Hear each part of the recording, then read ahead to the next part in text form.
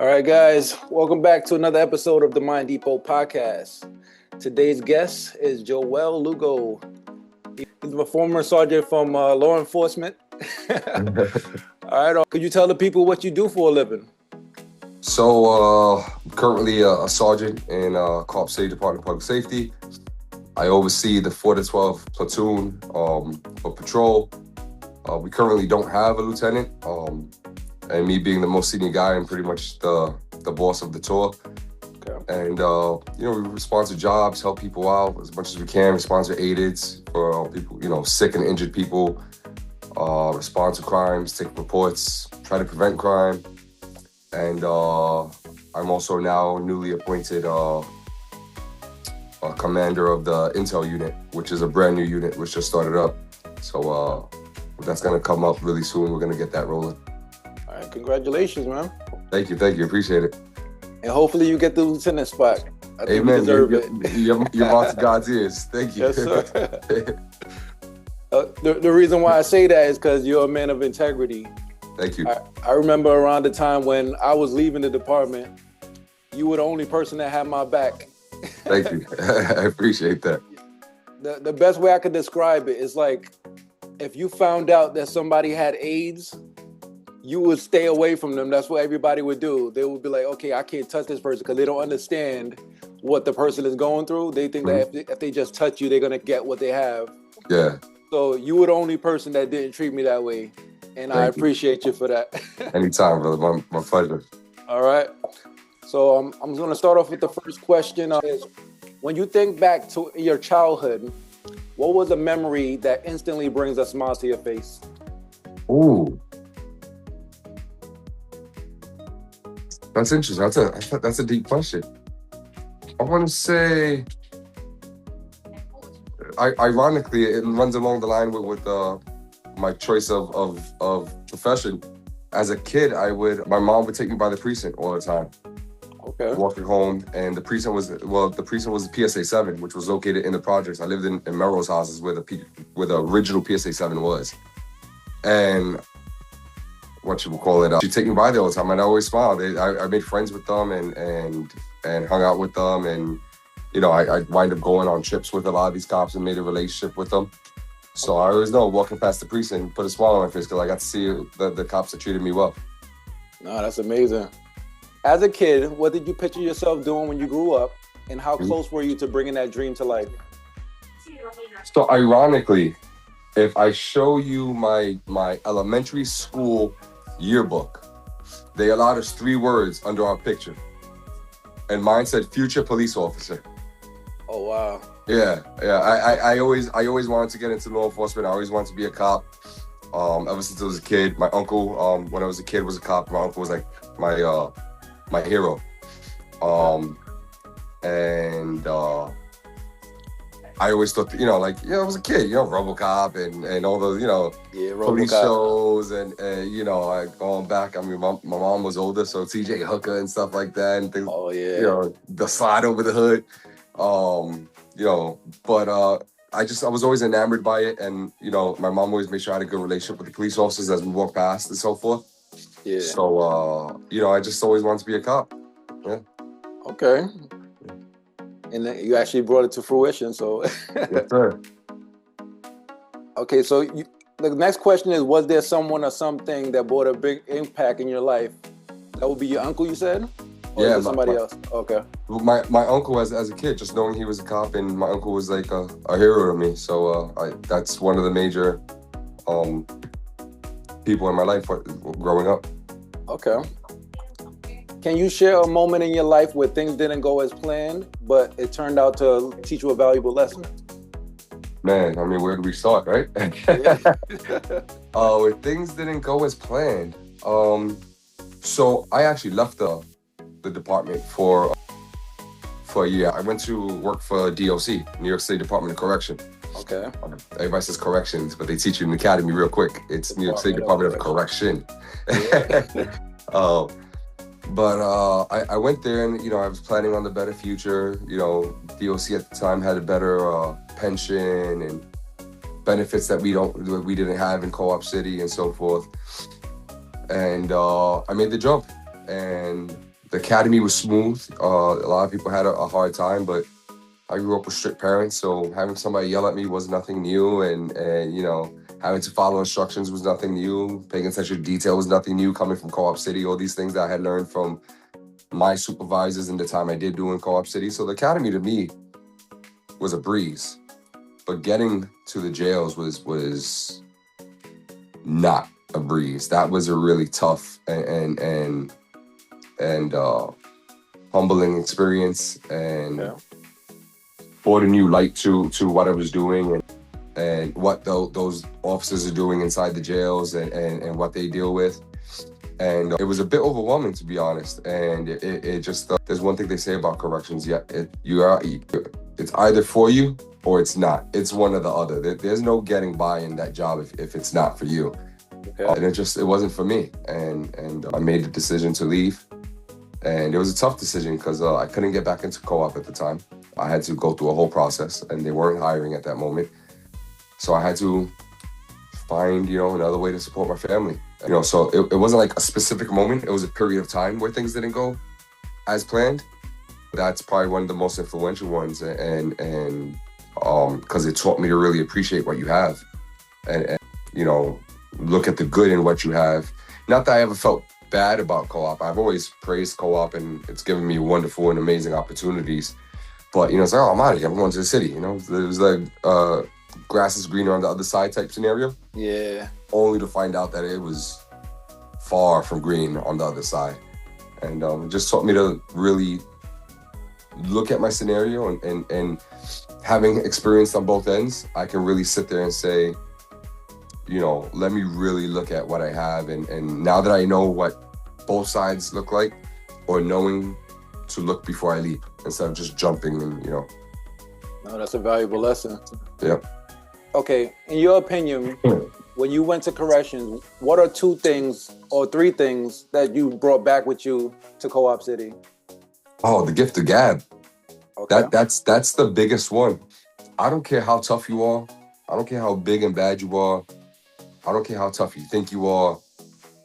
When it's you, and in my case, 48 inmates to a house, you ain't that tough. You know what I mean? Yeah. So one thing that they teach you in the academy is IPC, interpersonal communication, and learning how to speak to people. So before I left co-op, I was always a very hands-on guy and very active, and I'd like to say I still was when I came back.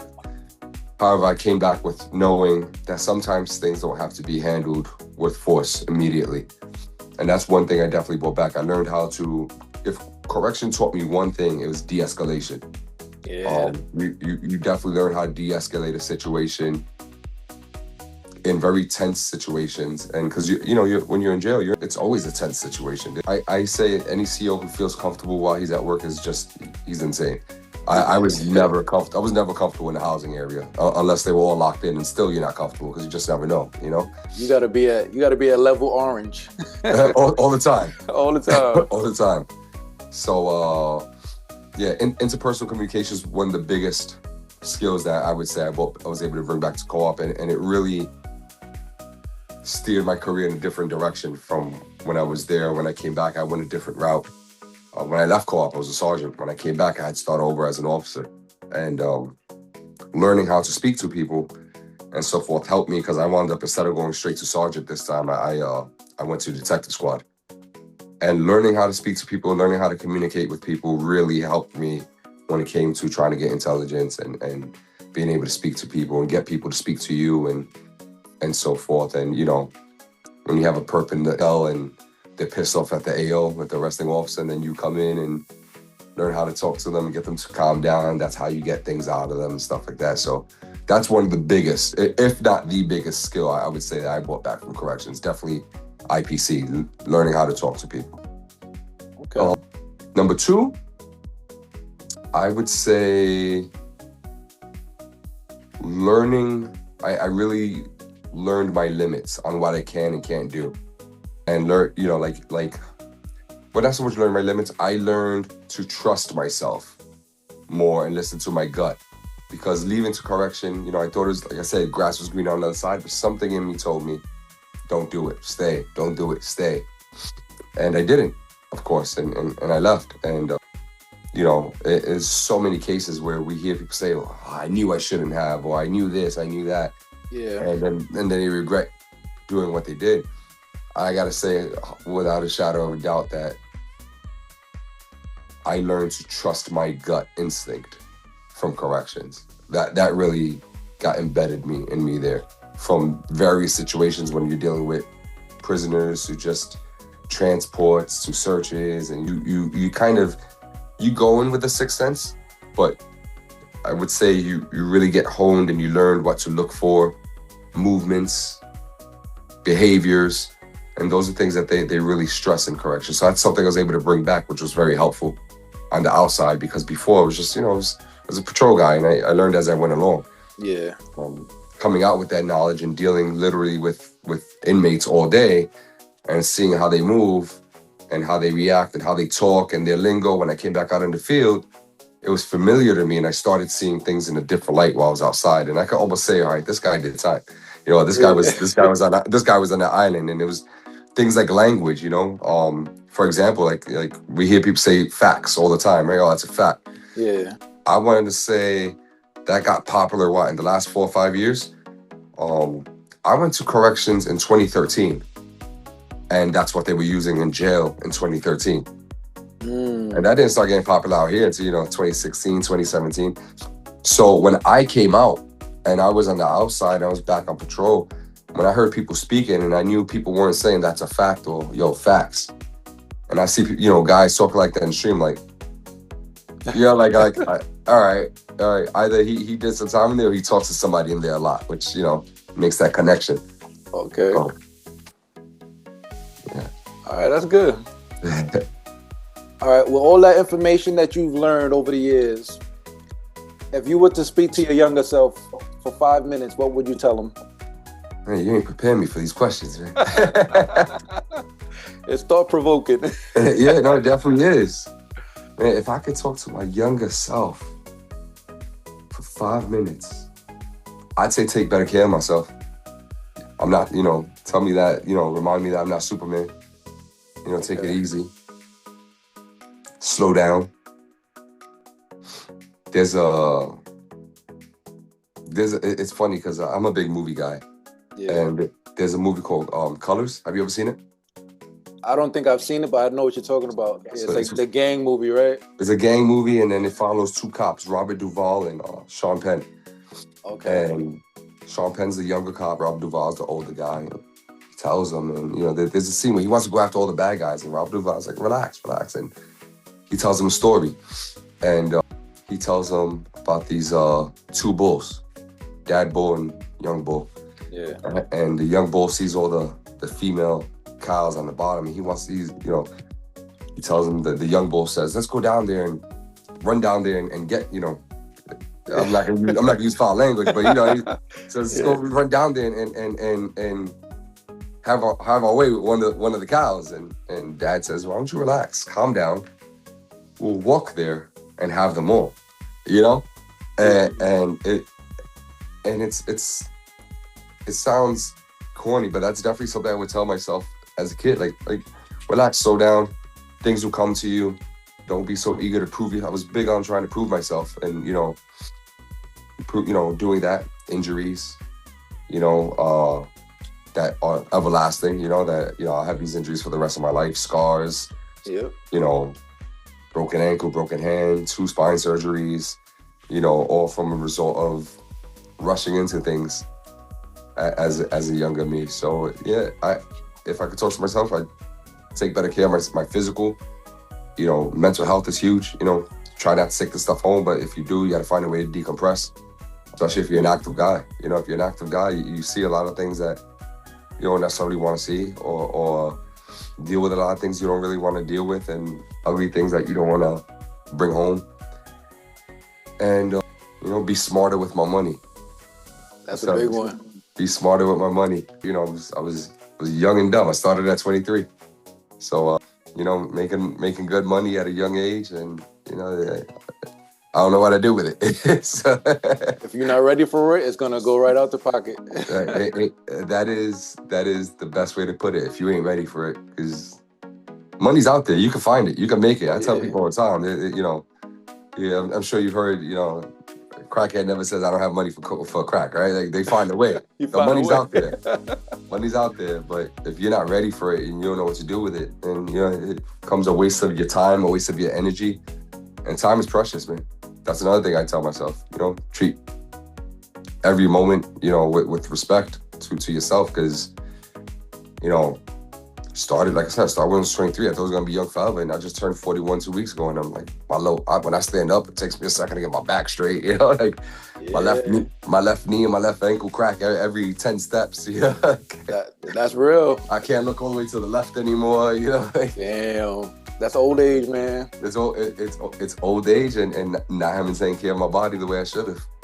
Well, your body can recover from it as long as you do the right things. If you're eating right, if you're exercising daily, constantly just sleeping 8 hours at least per day, like your body will recover. That's the tough part, that sleep part. But yeah, definitely. I'll tell you, you're right about eating the right things and exercising them, because you saw me a couple months ago, right? But in May I was 260 pounds. So you know, and I felt like crap. Always sick and this and that, and now I'm 195. Oh, that's good. And I just feel like, you know, like I got the aches and pains and stuff like that, but you know, for the most part, I just feel healthier. I feel better on my feet, and it's losing the weight cleared up a lot. So the diet and exercise, just, you know, definitely underrated when we're young. We don't really put our full heart into it. That's how you were able to accomplish the 80-pound loss? Yeah, I it was mostly diet, to be honest. I did, I mean, I kind of went crazy. And I've done it before. I did intermittent fasting before. Yeah, that's good. And I do what they call the warrior fast, which is 20 hours of fasting, a 4-hour window. So since I work 4 to 12, I do like a window from 5 to 9 or 6 to 10, because, you know, some people are like, oh, 10 o'clock is late, but 10 o'clock is late for you. I'm not going to sleep till 3, 4 o'clock in the morning, so 10 o'clock is okay. But then to really, I had a bet going with the rookie class that had just come out about who could lose the most weight in the next amount of time, and I'm super competitive. So I went from the warrior fast doing the 4-hour window to OMAD, which is 1 meal a day, and I went protein heavy, 1 meal a day. And when I say protein heavy, I went modified keto. I was doing less than 40 grams of carbs a day, if any carbs at all. So it jump-started the weight loss, and that's how I lost most of it. The rest is, you know, I started getting into, I had a bad car accident in May also, so I've been not allowed to work out how I would like to. So most of my working out now is, you know, light running. I'll hit like I got the Peloton in the garage, or, you know, just walk. You know, I live in the island. I'll take a walk around the island, like 5 minutes for me. Yeah. You know, I hit the island over here, take a quick little walk, or just go for a walk with my wife and hit a trail or something. Oh, that's nice. Yeah. It clears up the mental. That's good. Yeah, definitely clears up the mental. Okay. All right. If your career had a soundtrack, what song would that be? Ace Hood, Hustle Hard, on repeat. Oh. Okay, you going the rap route. Yeah, it's funny. I'm not a big rap guy. If I had to choose like a favorite genre, believe it or not, Puerto Rican from the South Bronx, I wear cowboy boots. I'm a country boy. I love my country music. Then like Spanish music, like salsa, freestyle from like the late 80s, early 90s.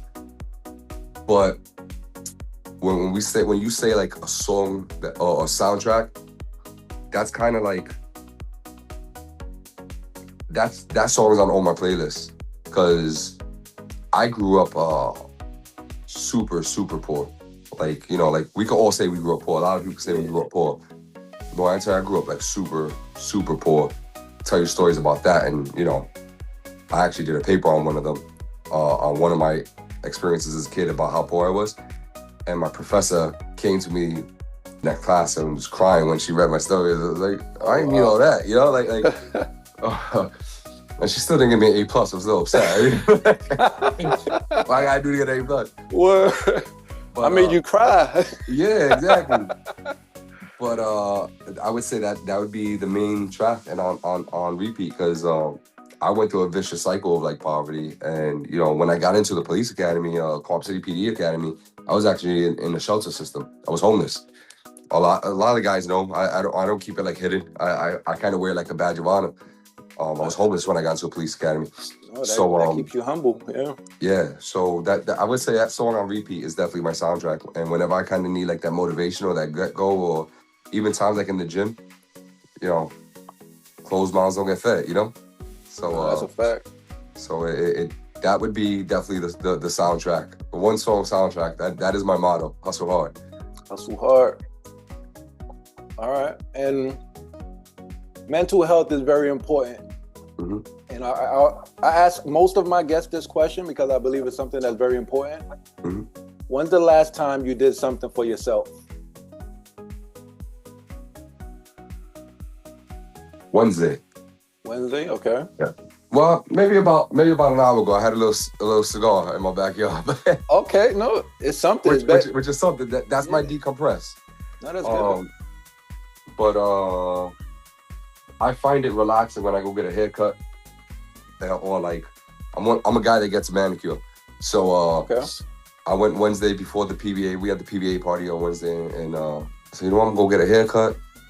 I was done, walked over, got a manicure. It's just about 2 hours of the day that I set aside for myself. Put my earpods in, just listen to music, or you know, chat it up with my barber and or with the girl that does my manicure, and just sit there and shoot.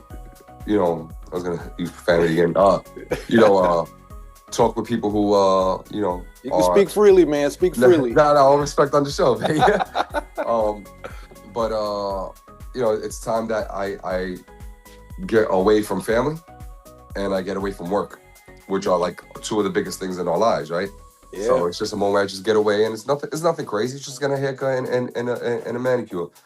But that's my time to just get away from it all, get a haircut and talk about whatever with my barber, you know, and or talk about whatever with the girl who does my hands.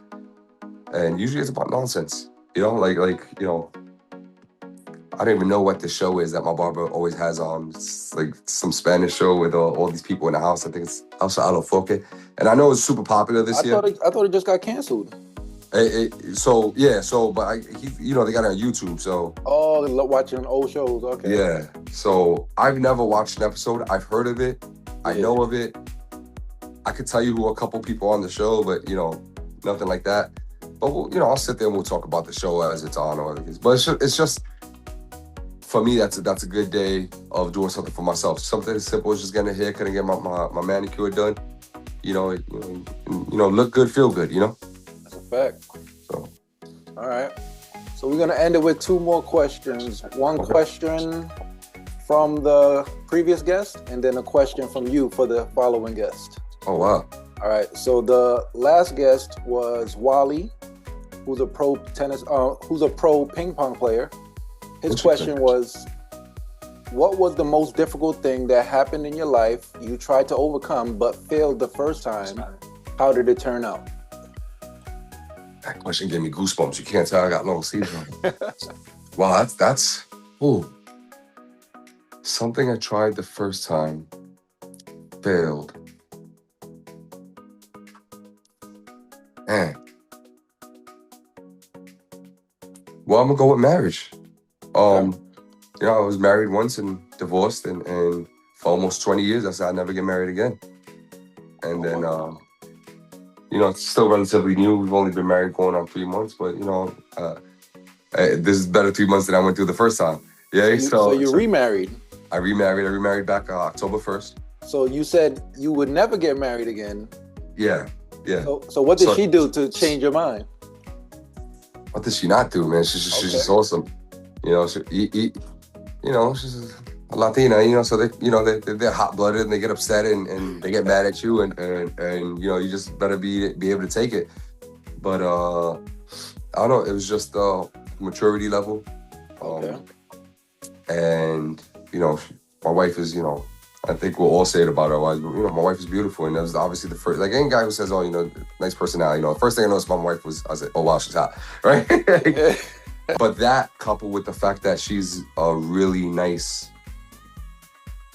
person, has a really good heart. She genuinely cares about other people, and I find that attractive because like I do what I do because I've always wanted to give back and do better for my own community. Yeah. So to find somebody who has that, because a lot of people in today's world, I can't say I necessarily blame them, are very like, nah, forget that, or never mind them, or don't worry about them, or very like self-centered, not necessarily just about them, maybe about the family unit. Yeah. But still like just us, like screw the world. And I can't turn that side of me off. I'm always gonna care. So I think that's one of the things that really changed my mind. And not to mention, like, she's a dog lover. And I'll show you guys real quick. Dog's right there. Yeah, so well-behaved dog. I never knew it was there. Yeah, no, he's such a good boy. So and people see him and they get afraid because he's a pit bull, but he's a mush. I mean, he's not doing anything to anybody. Yeah, I'd leave him in the room with an infant on the floor and go outside the room. And I mean, I wouldn't leave an infant on the floor, but you get what I mean. I know what you mean. And honestly, all jokes aside, that's one of the things that kind of like, oh wow, like that's amazing, because her first time meeting him, like she ignored me.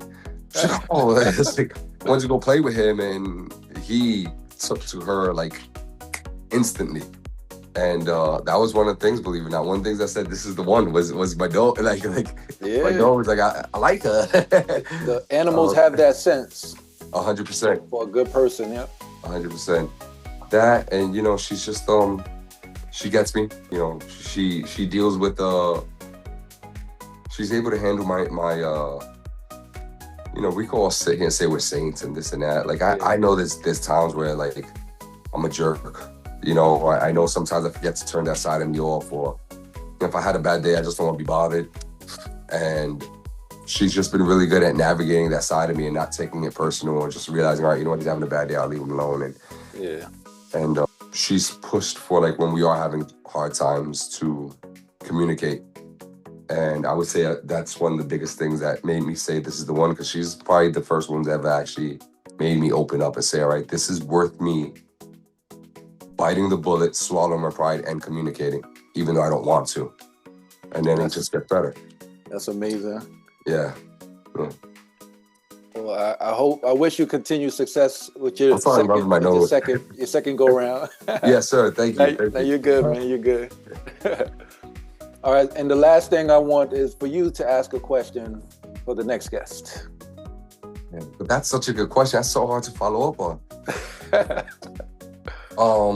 Come on, you got a lot of life experience. Let's see. A question for the next guy. Do we know who the next guy is? I don't know. All right. It might be a female.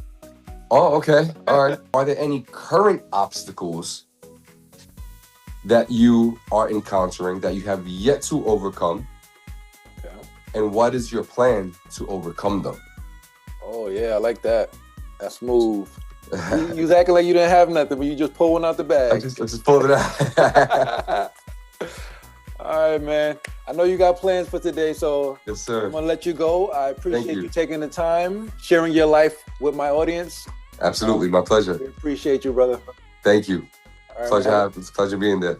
Thank you, man. Have a safe night. You too, Bobby. Take care. All right. Bye.